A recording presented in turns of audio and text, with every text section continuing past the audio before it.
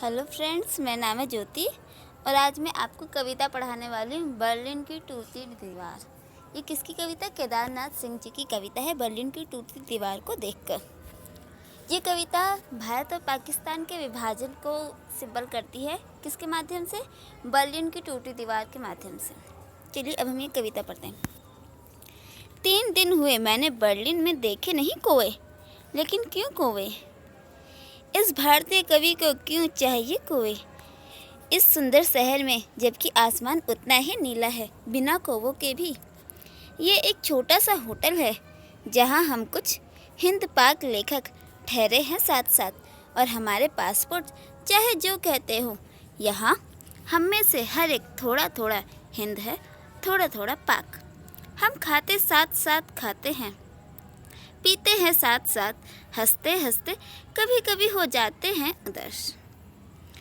ये साथ साथ हंसना हो, उदास होना साथ साथ एक दुर्लभ अनुभव है। एक विदेशी ज़मीन पर वहाँ बाहर मेरी खिड़की से दिखते हैं 2 वायुयान जैसे 2 कबूतर। तो चलिए फ्रेंड्स, अभी इस पेज में इतना ही है। अभी हम इसी की मीनिंग समझ लेते हैं। आपको ये पहला पन्ना पढ़ने पे ऐसा फील आया होगा कि जो कवि है वो अपने देश में नहीं है, वो दूसरे देश में, और दूसरे देश में जाके वो वहाँ की तुलना कर रहा है कि हम सब यहाँ साथ रह रहे हैं। हमारे जो पासपोर्ट जो है वो कुछ और कहते हैं। तो कवि जो है यहाँ पर कौवे की भी बात करता है। कौवे, आप कौवे का मीनिंग जो होंगे समझते होंगे कि जो कौवा होता है वो अगर किसी की मुंडेर पे बैठ के काँव काँव करता है तो उसका अर्थ ये होता है कि कोई नया मेहमान आने वाला है। और मेहमान आना यानी कि जो हमारे रिलेटिव है, जिसे हम जानते हैं पहचानते हैं, और वो यदि मेहमान के रूप में हमारे घर आए तो उसके आने का संकेत पहले कौवा ही देता है। तो यहाँ पे कवि को शायद से इसीलिए कौवा चाहिए, क्योंकि वो चाहता है कि कोई नया मेहमान आए, कोई नया हमारा जान पहचान वाला आए। चलिए पढ़ते हैं कविता। 3 दिन हुए मैंने बर्लिन में देखे नहीं कौवे, लेकिन क्यों कौवे? अब इसका मतलब ये है कि कवि जो है बर्लिन में आए हुए उसे 3 दिन हो गए हैं, और बर्लिन में उसने काफ़ी जगह देखा, घूमा फिरा, लेकिन उसे कहीं पे भी कौवे नहीं दिखे। कौवे जो काँव काँव आसमान में उड़ते कौवे, लेकिन उसे क्यों चाहिए कौवे? तो यहाँ पे क्वेश्चन बनता है कि आखिर कवि को कौवे क्यों चाहिए। तो यहाँ पे इस क्वेश्चन का आंसर यही है कि कवि चाहता है कि कौवा जो किसी अन्य व्यक्ति के आने का संदेश देता है वो यहाँ पर मिले उसे। क्योंकि कवि के मन में भारत पाक का जो विभाजन है उसे लेकर मन में थोड़ी शंका है, और वो चाहता है कि हमारा भारत पाक जो है साथ में मिल जाए। इसलिए वो कौवे की भी तुलना करते हैं कि काश कि भारत पाक वापस मिल जाए, क्योंकि जान पहचान वाले, और जान पहचान वाले जब वापस आते हैं तो उसे मेहमान ही कहा जाता है, और मेहमान के आने का संकेत कौन देता है? कौवे देते हैं। इस भारतीय कवि को क्यों चाहिए कौवे इस सुंदर शहर में, जबकि आसमान उतना ही नीला है, बिना कौवे के भी।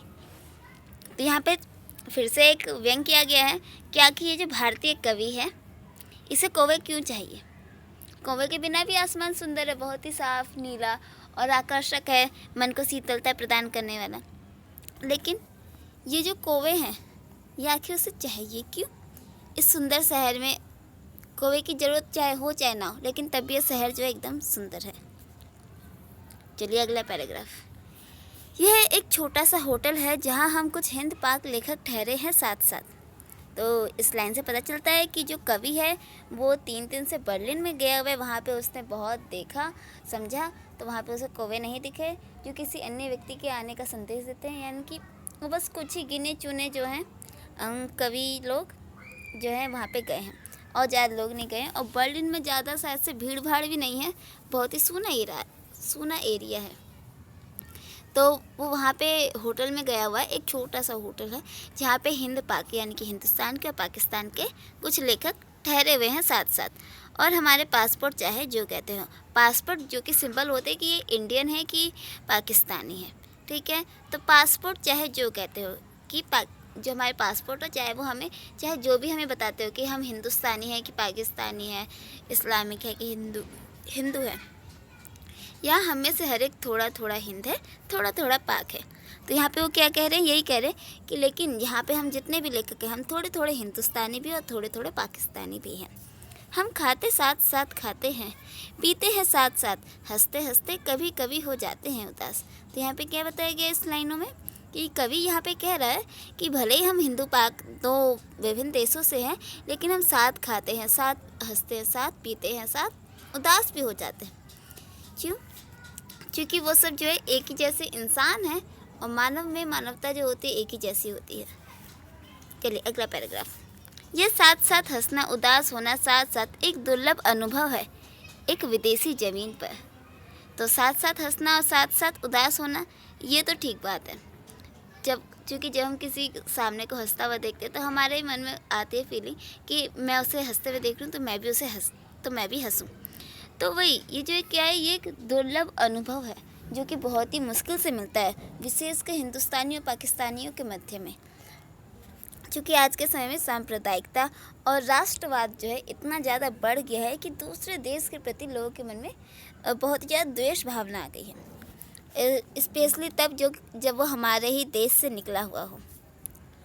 तो ये क्या है, एक बहुत ही दुर्लभ अनुभव है जो आज से पहले कभी किसी ने महसूस नहीं किया हो। महसूस किया भी होगा तो किसी ने अभी तक कविता में लिखा नहीं होगा। एक विदेशी ज़मीन पर, विदेशी ज़मीन, क्योंकि बर्लिन जो है वो उनकी अपनी ज़मीन नहीं है।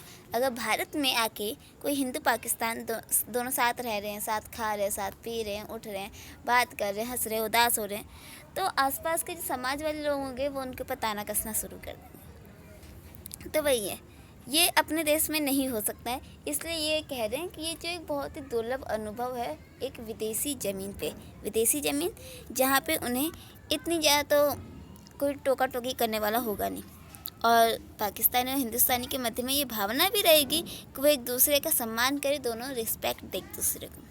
चलिए अब अगला पैराग्राफ। वहाँ बाहर मेरी खिड़की से दिखते हैं दो वायुयान जैसे दो कबूतर।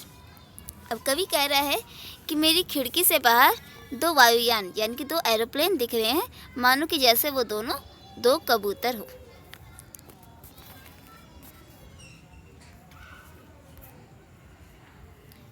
दो महायुद्ध वहाँ बेंच पर बैठे, वृद्धों की स्मृति में ठाए ठाए करते हुए एक ताज़ा चुंबन किन्हीं होठों से गिरकर वहाँ घास पर पड़ा हुआ। तो फ्रेंड्स, इस पैराग्राफ का मतलब यह है कि पहले कवि ने दो वायुयान यानी कि दो कबूतरों से तुलना की कि यहाँ पे जो है कबूतर जो है नहीं, लेकिन जो एरोप्लेन्स है वो बहुत ज़्यादा है। तो यहाँ पे वो दो एरोप्लेन्स को दो कबूतर बता रहे हैं। फिर वो आगे कहते हैं दो महायुद्ध, चूँकि दो महायुद्ध हो चुके थे, एक 1918 में और दूसरा 1935 में। तो ये दो महायुद्ध हुए थे और वो दोनों महायुद्ध कहाँ बैठे हुए, बेंच पर बैठे हुए, जो कवि को अपनी खिड़की से दिखाई दे रहा है। वृद्धों की स्मृति यानी कि जो वृद्ध लोग हो चुके हैं उनकी स्मृति में ठाए ठाए करते हुए, यानी कि जो बुजुर्ग लोग हैं उनकी स्मृति यानी कि याददाश्त में वो दोनों महायुद्ध बैठे हुए हैं बेंच पर, यानी कि उनकी स्मृति में वो दोनों युद्ध जो है बहुत ही अच्छे से समाये हुए हैं और वो उन्हें कभी याद करते होंगे तो ज़ाहिर सी बात है सारी यादें ताज़ा हो जाती होंगी। एक ताज़ा चुंबन यानी कि किसी की खुशी किन्हीं ओंठों से गिरकर वहाँ घास पर पड़ा हुआ है, यानी कि एक ताज़ा चुंबन किसी ओंठों से गिरकर वहाँ घास पर पड़ा हुआ है। डेट्स मीन कि किसी व्यक्ति के दिल की खुशी, जब हम ज़्यादा खुश हो जाते हैं तभी हमारा मन करता है किसी को चुंबन देना, किसी को गले लगाना, उसके गाल खींचना या फिर एक छोटी शबासी देना। वो शबासी मार ही होती है लेकिन वो शबासी बन जाती है और थोड़ी प्यार भरी होती है। तो वही है कि एक ताज़ा चुंबन किन्हीं ओंठों से गिर गई, यानी कि जो प्यार है दिल का, वो जो खुशी है वो गिर कर वहाँ घास पर पड़ा हुआ है। तो ये किसकी तुलना की गई है? कवि यहाँ पे ऐसा बताने की कोशिश कर रहा है कि मेरी खिड़की से सामने में दो वायुयान जा रहे हैं, एक बेंच है, उस बेंच के ऊपर दो वृद्ध लोग बैठे हुए हैं और वहाँ हरी भरी घास है। तो वहाँ पे कवि ने अपने मन की उस भावना को ही व्यक्त करने की कोशिश की है कि मेरी खिड़की से नीला आसमान, उसमें दो वायुयान जा रहे हैं, मानो कि वो दो कबूतर हो। वहाँ पे दो वृद्ध लोग बैठे हुए हैं बेंच पर, मानो कि जैसे वो दो महायुद्ध को अपनी स्मृति में बैठाए हुए हैं और उनके होठों से जो चुंबन है यानी कि जो उनकी खुशी है वो गिरी हुई है। फिर अगला पैराग्राफ देखिए। पर मेरी खिड़की से दिखती है बर्लिन की टूटी दीवार भी, और देखता हूँ कि उसके चारों ओर लगा रही है चक्कर एक पागल स्त्री, न जाने कब से। कहीं कुछ है कील की तरह उसकी आत्मा में ठोका हुआ कि रुकने ही नहीं देता उसे, और वह बार बार आ रही है, जा रही है, उधर से इधर और इधर से उधर। इधर एक छोटी सी महफिल में सुन रहे हैं हम अहमद फराज को। इधर एक छोटी सी महफिल में सुन रहे हैं हम अहमद फराज को। कोई ताज़ा गज़ल सुना रहे हैं वे, झूम रहे हैं सब। झूम रहा हूँ मैं भी, पर मेरी आंखें खिड़की के पार बर्लिन की उस टूटी दीवार पर टिकी है, जहाँ वह पागल स्त्री गज़ल को चीरती हुई लगाए जा रही है अब भी चक्कर पर चक्कर। तो फ्रेंड्स, अब यहाँ पे हमारा मेन टॉपिक आ जाता है कि आखिर वो भारत पाकिस्तान के मध्य में भी उस दीवार को खड़ा हुआ पाते हैं। उनके मन में भी वही भावना आ रही है। तो कवि ने कहा कि मेरी खिड़की से ये सब तो दिखता ही है, यानी कि जो बाहर का नज़ारा है, प्राकृतिक सौंदर्य, बेंच, आसमान, ये सब दिखता है, लेकिन मेरी खिड़की से जो है एक बर्लिन की टूटी हुई दीवार भी दिखती है। और बर्लिन की टूटी हुई दीवार उनकी क्या है, संगठन का एक सिंबल है, उदाहरण है कि आखिर कैसे उन्होंने बर्लिन की दीवार को तोड़कर वो दोनों बर्लिन के जो 2 पार्ट्स थे वो दोनों एक हो गए वापस। तो वही कवि कह रहा है कि जो बर्लिन की टूटी हुई दीवार है वो भी दिखती है, और उस बर्लिन की टूटी हुई दीवार के चारों ओर एक पागल स्त्री है जो न जाने कब से, बहुत लंबे टाइम से, यानी कि सुबह या फिर 3-4 घंटे पहले से ही चक्कर पर चक्कर लगाए जा रही। तो कवि को ऐसा महसूस हो रहा है कि कहीं हो ना हो उसकी आत्मा में कोई कील के जैसा, यानी कि लाइक अ कील ठुकी हुई है, जो उसे रुकने ही नहीं देता, कि मानो उसे कोई और गहरा जख्म पे जख्म दिया जा रहा है और वो बेचारी तड़पती हुई इधर से इधर दौड़े जा रही है।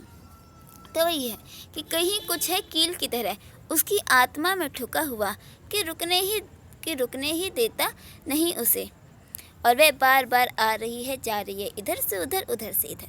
फ्रेंड्स, ये पैराग्राफ ख़त्म। अगला पैराग्राफ। इधर एक छोटी सी महफिल में सुन रहे हैं हम अहमद फराज को, यानी कि महफिल यानी कि एक शायरी की महफिल सजी हुई है जहाँ पे सब लोग आते हैं, बैठते हैं, शायरी सुनते हैं।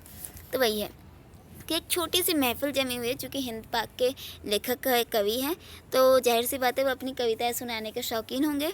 तो वही है कि महफिल है और अहमद फराज जो कि पाकिस्तान के एक कवि हैं, उनको सुन रहे हैं सभी कवि।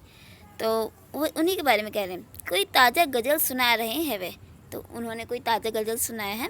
झूम रहे हैं सब, झूम रहा हूँ मैं भी। तो सब उनके जो गज़लें हैं उसे सुन के झूम रहे हैं, खुश हो रहे हैं, जो कि उन्हें अच्छी लग रही है कि उनकी गज़ल जो है बहुत ही ज़्यादा अच्छी है।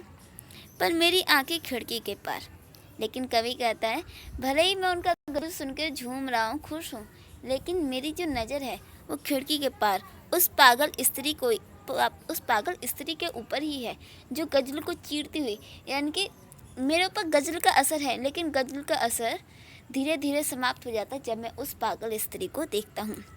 तो वही है कि वो पागल स्त्री गज़ल को चीरती हुई लगाए जा रही है अभी चक्कर पे चक्कर। ठीक है फ्रेंड्स, चलिए अब अगला पैराग्राफ।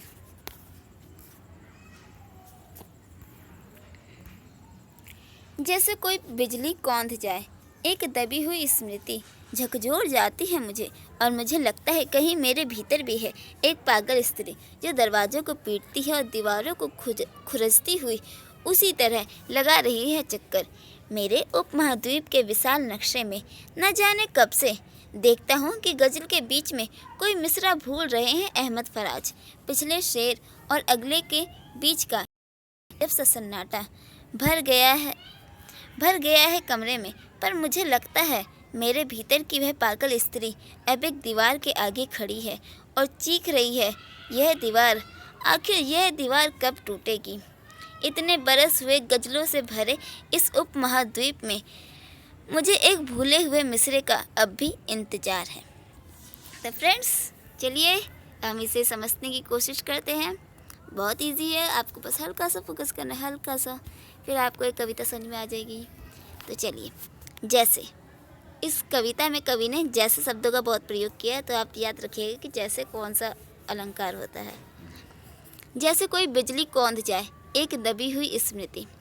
तो कवि को वो पागल स्त्री देख के एक अपनी स्मृति याद आ जाती है कि मानो बिजली जो है आसमान में अचानक से चमक पड़ी हो। तो वैसे ही कवि को भी अचानक से कोई चीज़ याद आ जाती है। और वो जो याद आती है वो कवि को झकझोर जाती है, एकदम हिला देती है। और मुझे लगता है कहीं मेरे भीतर भी एक पागल स्त्री है, और कभी कभी ऐसा महसूस हो रहा है कि हो ना हो कि वो जो स्त्री है, पागल स्त्री, उसी के जैसी एक पागल औरत मेरे अंदर भी है, जो दरवाज़ों को पीटते, दरवाज़ों को खुरसती हुई उसी तरह लगा रही है चक्कर पे चक्कर उस मेरे उपमहाद्वीप के विशाल नक्शे में, ना जाने कब से। मेरे उपमहाद्वीप यानी कि कवि का जो देश है, भारत है, जो एशिया है, जो कि उपमहाद्वीप एशिया, उस पर चक्कर लगाई जा रही है। तो अगला पैराग्राफ देखता हूँ कि गज़ल के बीच में कोई मिसरा भूल रहे हैं अहमद फराज, यानी कि कवि यहाँ पे देख रहे हैं कि अहमद फराज जो कि उनके जो कि गज़ल सुना रहे थे, तो वो अपनी गज़ल का एक मिसरा यानी कि एक पार्ट या फिर 2 लाइनें जिसे हम कहते हैं, या फिर एक पैराग्राफ कहिए, ये वो जो है भूल रहे हैं, उन्हें याद नहीं आ रहा है कि आखिर यहाँ पे कौन सा पैराग्राफ आना था। तो वही कह रहे हैं, पिछला शेर और अगले के बीच का, यानी कि जो बीत चुका और जो आने वाला है, और उन दोनों के जो बीच का पार्ट है वो कवि वो जो अहमद फराज जी हैं वो भूल रहे हैं, और वो याद करने में लगे हुए हैं। तभी बीच में जो कमरा है, कमरे में अजब सा सन्नाटा छा गया है।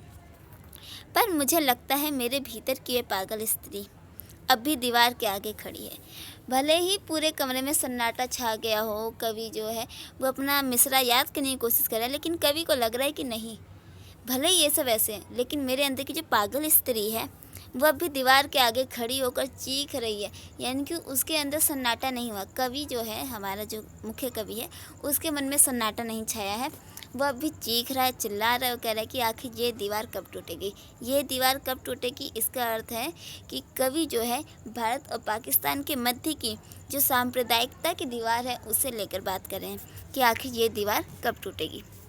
इतने बरस हुए गज़लों से भरे इस उपमहाद्वीप में, यानी कि इतने बरस, यानी कि इतना लंबा टाइम बीत गया है गज़लों से भरे हुए। और गज़ल क्या होती है, एक दूसरे को जो प्यार में बांध दे, एक दूसरे को जो मन में अच्छी वाली, एक दूसरे के प्रति समर्पण के भाव जागृत कर दे, ऐसी गज़लें होती हैं। तो ये कवि कह रहे हैं कि गज़लों से भरे हुए इस उपमहाद्वीप में, ये जो उपमहाद्वीप है हमारे एशिया या फिर भारत पाकिस्तान जो भी कहिए, तो इसमें जो है इतनी सारी गज़लें बनती है, लेकिन लोग जो है अपने मन के अंदर उस गज़लों का जो जो मूल्य अर्थ होता है, यानी कि मोरल वैल्यू जो होती है वो नहीं डाल पाते, जो नैतिक सिद्धांत होते हैं वो नहीं ग्रहण कर पाते हैं। मुझे एक भूले हुए मिसरे का अब भी इंतज़ार है। भूला हुआ मिसरा यानी कि जो भारत पाकिस्तान के मध्य में जो समझौता हुआ, अगर वो समझौता ना होता, वो आपस में अपनी अनबन को छोड़ के अपना, क्या यार इन्होंने क्यों किया समझौता। तो वही कह रहे हैं कवि, काश के भारत पाकिस्तान का विभाजन ना हुआ होता, हमारा देश एक ही रहता। तो वही कवि कह रहे हैं कि जो भूला हुआ मिसरा है उसका कवि को अब भी इंतज़ार है। ओके फ्रेंड्स, ये कविता जो है यहीं पे ख़त्म होती है। कवि के मन की बेचैनी को समझने की कोशिश कीजिएगा कि आखिर कवि के अंदर कितनी पीड़ा, वो कितनी पीड़ा से इस कविता को लिख रहा है। ओके, तभी आपका पेपर का जो आंसर है वो ज़्यादा अच्छा बनेगा, बहुत परफेक्ट बनेगा। और मैंने आपसे एक बात कही थी कि आप प्लीज़ एक दिन में 1 से 2 क्वेश्चन को नोट डाउन करने की कोशिश कीजिएगा, याद करके। अगर आपको उसके 2 से 3 लाइनें भी याद है ना, तभी आप उसे कॉपी पर नोट डाउन करने की कोशिश कीजिएगा। आपको बहुत अच्छा रिजल्ट मिलेगा, क्योंकि आपको फील आएगा कि आखिर मैंने क्या याद किया और क्या याद नहीं किया है। ओके फ्रेंड्स, मेरी वीडियो यहीं समाप्त हो रही है। आपके इस वीडियो को एंड तक देखने के लिए बहुत बहुत धन्यवाद, थैंक यू, शुक्रिया। और मेरा नाम है ज्योति, मेरे चैनल का नाम है एक्चुअली आई कैन। आप प्लीज़ मेरे चैनल को लाइक करें, शेयर करें, सब्सक्राइब करें, और आप अपने फ्रेंड्स को भी शेयर करें। और जो क्वेरीज हो आप उनसे पूछ सकते हैं, मैं आपकी क्वेश्चंस का, क्वेरीज़ का आंसर देने की पूरी कोशिश करूँगी। Thank you.